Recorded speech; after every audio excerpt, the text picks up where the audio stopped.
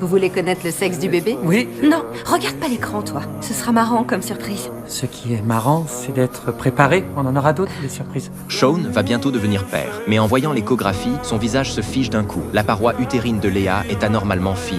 Si elle se rompt, impossible de sauver le bébé. Sean décide aussitôt qu'il faut opérer immédiatement. Mais une autre médecin n'est pas d'accord. Selon elle, la paroi peut-être tenir, pas besoin de prendre de risques. Sauf que Sean le sait bien. Ce n'est pas le genre de choses sur laquelle on peut parier. Il va voir Glassman et propose une technique chirurgicale inédite. Le taux de réussite, 3 chances sur 5. Malgré tout, il leur demande d'opérer tous les deux. Sean, je n'ai pas besoin de te rappeler que cette intervention pourrait déclencher le travail et causer une hémorragie. Vous pourriez perdre le bébé. Je sais, sauf que si on attend et que l'utérus finit par se rompre, on perdra avec certitude.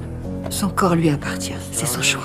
Quand Léa apprend tout ça, elle n'hésite pas une seconde. Elle fait confiance à Sean et accepte l'opération. Dans les heures qui suivent, Sean et Glassman répètent le protocole encore et encore. Impossible de laisser place à la moindre erreur. C'est donc vous qui vous chargerez des sutures. Maintenant, entraînez-vous, s'il vous plaît. J'en ai fait des milliers, je te rappelle. Peut-être, mais vous n'en avez jamais fait sur ma femme. Sous les mains des deux chirurgiens d'exception, l'opération se déroule sans problème. Mais peu après, l'impensable arrive.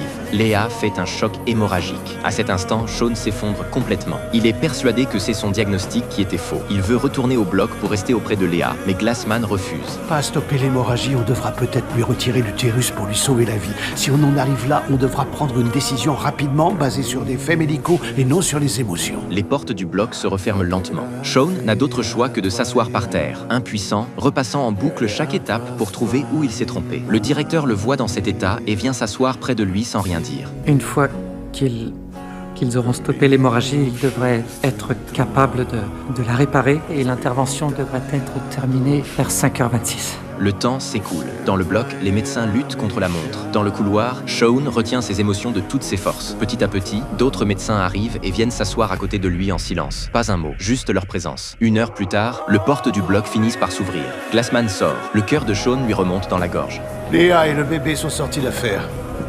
L'artère utérine gauche de Léa avait adhéré à du tissu cicatriciel. Et ça n'avait rien à voir avec la première intervention. D'accord. Et finalement, si Léa n'avait pas été à l'hôpital quand ça s'est produit, elle n'aurait peut-être pas survécu, Sean. Tu leur as sauvé la vie à toutes.